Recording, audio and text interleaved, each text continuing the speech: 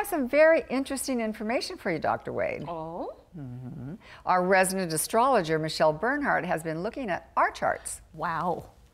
Well, since we've been friends for 20 years, I'll bet she found some really interesting aspects, right? Yes, she said that you're ruled by Mars and I'm ruled by Venus. Of course you are. That's so you, Judy.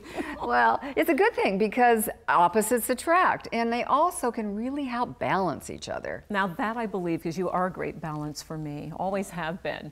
And in my own personal experience, I found astrology to be not only fun and fascinating, but at times really valuable in helping me to understand why certain things have such a big impact on me. Plus, it gives me a sense of the direction energy is flowing in my life.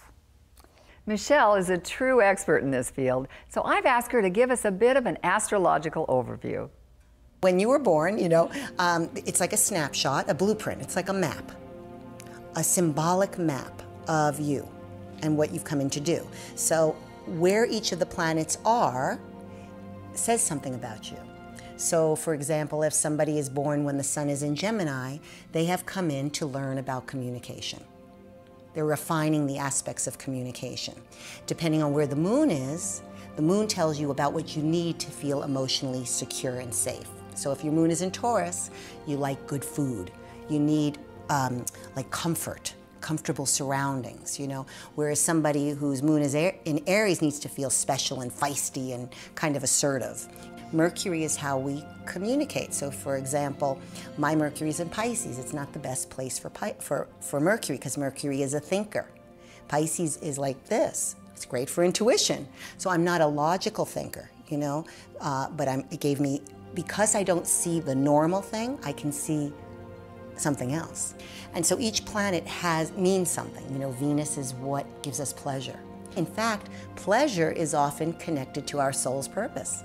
Mars, the planet of energy, wherever it is, depending on the sign, tells you how you direct your energy. So for example, if your Mars is in Capricorn, you'll take your time, your patience. It's a very good place for Mars. You'll get there. It's earthy and it'll get there. And then we go into some of the outer planets, you know, Jupiter and Saturn, and not that they're the really outer planets, but Jupiter's the planet of benevolence and good fortune. So depending on where you have Jupiter, you have some good fortune in that area. So if that's in your house of, let's say, children, you might have a lot of children or a lot of creativity, you know. And then Saturn, which is the last visible planet, is about, wherever that is where we've come to learn our lessons.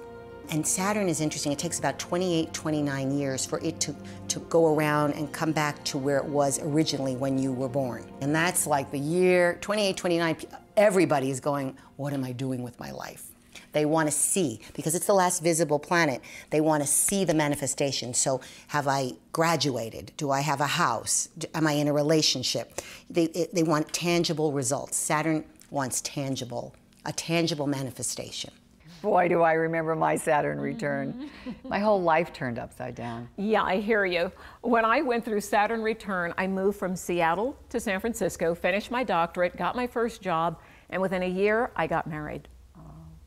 And on a personal note here, when Roy and I got married, Michele did our charts as a wedding present. Ooh, what a cool gift. Lucky you. Having an accurate chart is essential for anybody wanting to use astrology as a tool for personal transformation. It can help you really figure out what's going on in your life and how to make it better. By the way, what did Michele see in your chart with Roy? I'll tell you later. But obviously it was good. We've been married for 29 years.